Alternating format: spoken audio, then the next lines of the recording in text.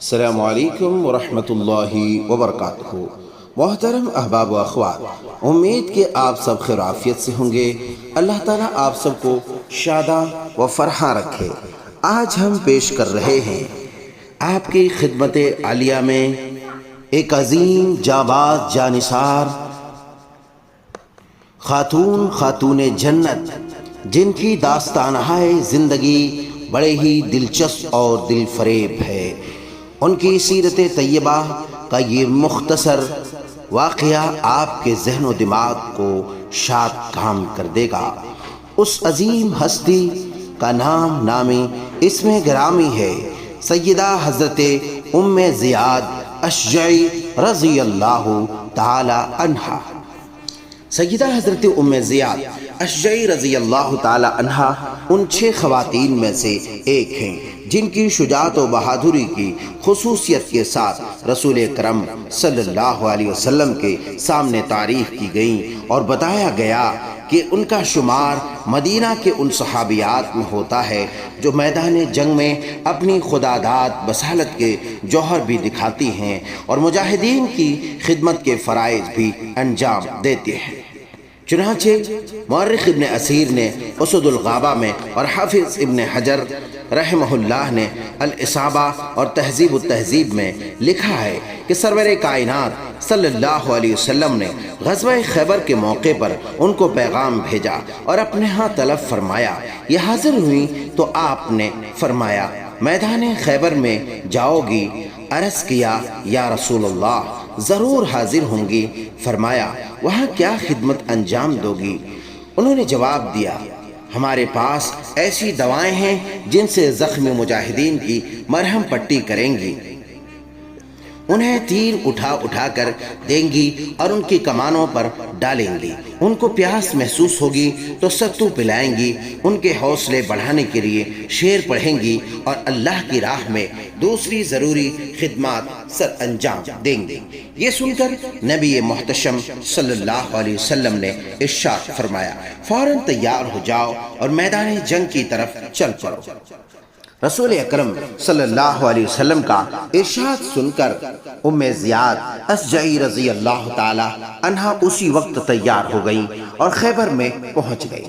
جب مجاہدین کی کوششوں اور اللہ کی نصرت سے خیبر فتح ہو گیا تو نبی کریم صلی اللہ علیہ وسلم نے ان کو بھی اسی طرح مال غنیمت سے حصہ دیا جس طرح مردوں کو دیا، کیونکہ ان کی قربانیوں اور جد و جہد کو نبی کریم صلی اللہ علیہ وسلم نے اسی نوعیت کی قربانیاں اور کوشش قرار دیا جس نوعیت کی مردوں کی قربانیاں شمار ہوتی تھی۔ سیدہ حضرت ام زیاد اشجعی رضی اللہ عنہا نے خیبر کے علاوہ دیگر مارکوں میں بھی حصہ لیا اور ان میں بھی اسی قسم کی خدمات انجام دی۔ مدینہ منورہ میں یہ خاص شہرت کی حامل تھی، لوگوں پر مردوں کی طرح ان کا دبدبہ تھا، آواز میں زور تھا، کسی سے مرعوب نہ ہوتی تھی، خلافت شریعت بات دیکھتی تو تڑپ اٹھتی، سچی بات کہنے میں کسی کی رعایت نہ کرتی۔ فرمایا کرتی کہ اگر رسول اکرم صلی اللہ علیہ وسلم کلمہ حق کہنے میں کسی کی رعایت کرتے یا مصلحت کو ملحوظ رکھتے تو اسلام کبھی بھی نہ پھیل سکتا۔ عمل میں ڈھیل اور سستی انہیں سخت ناگوار تھی۔ اگر کہیں قول و فعل میں تضاد دیکھتی تو خفگی کا اظہار کرتی، پاکیزگی کردار اور صدق مقال پر بہت زور دیتی۔ عورتیں عمل کے سلسلے میں عام طور پر ڈھیلی ہوتی ہیں، اس لیے ان کو بالخصوص یہ نقطہ سمجھانے کی کوشش کرتی کہ اللہ کے نزدیک اصل شے عمل ہے، جتنا کوئی عمل میں اونچا ہوگا اسی قدر اللہ کے ہاں عزت و احترام کا مستحق قرار پائے گا۔ انسان کے جوہر میدان جنگ میں کھلتے ہیں اور دشمن کے مقابلے میں جا کر معلوم ہوتا ہے کہ بہادری و شجاعت کیا شے ہے اور دل کی مضبوطی کس چیز کا نام ہے۔ اسی جنگ خیبر میں شامل ہونے کے لیے ان سے خود رسول اکرم صلی اللہ علیہ وسلم نے خواہش ظاہر کی تھی۔ کہا جاتا ہے کہ مرد عورتوں سے بہت آگے ہیں، وہ میدان جنگ میں تلوار چلاتے ہیں اور اسلام کی خدمت کے لیے سخت صعوبتیں برداشت کرتے ہیں، لیکن اس خیال میں پوری طرح ایسے لوگوں کے ہم آہنگ ہونا مشکل ہے۔ حقیقت یہ ہے کہ عمل و حرکت کے میدان میں عورتیں مردوں سے پیچھے نہیں ہیں۔ بلا شبہ مرد شمشیر بکف بھونکتے ہیں اور دشمن کے مقابلے میں نکل کر شہادت کا درجہ حاصل کرتے ہیں یا غازی کہلاتے ہیں، مگر اسی ضمن میں عورتیں بھی ان کے برابر کی شریک ہیں۔ اگر مردوں کے ہاتھ میں تلوار ہے تو یہ بات کیوں نظر انداز کر دی جاتی ہے کہ اس تلوار کی دھار کو تیز کرنے کے لیے عورت کے ہاتھ حرکت میں آتے ہیں۔ اگر وہ تیر چلاتے ہیں، مارکہ کارزار گرم ہوتا ہے تو انہیں یہ تیر کمان میں جوڑنے کے لیے عورت عطا کرتی ہے۔ مجاہد پانی کی ضرورت محسوس کرتے ہیں تو عورت کا ہاتھ آگے بڑھ کر پانی کا پیالہ ان کے منہ میں لگاتا ہے۔ پانی کا پیالہ ان کے منہ میں لگاتا ہے۔ وہ زخمی ہوتے ہیں تو عورت ان کی مرہم پٹی کے فرائض انجام دیتی ہے۔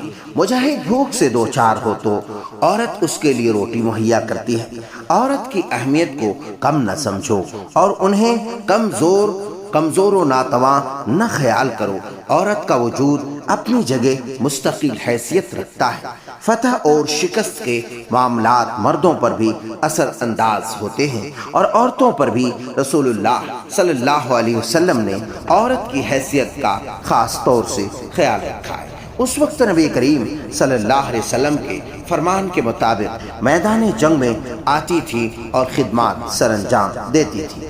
حضرت ام زیاد ایک بے خوف اور جری صحابیہ تھی اور بلند افکار و خیالات کی مالک۔ وہ طب اور جراحت میں مہارت رکھتی تھی اور زخمیوں کی مرہم پٹی کرتی تھی۔ رسول کرم صلی اللہ علیہ وسلم کی وفات باکمال کے کئی سال بعد زندہ رہیں۔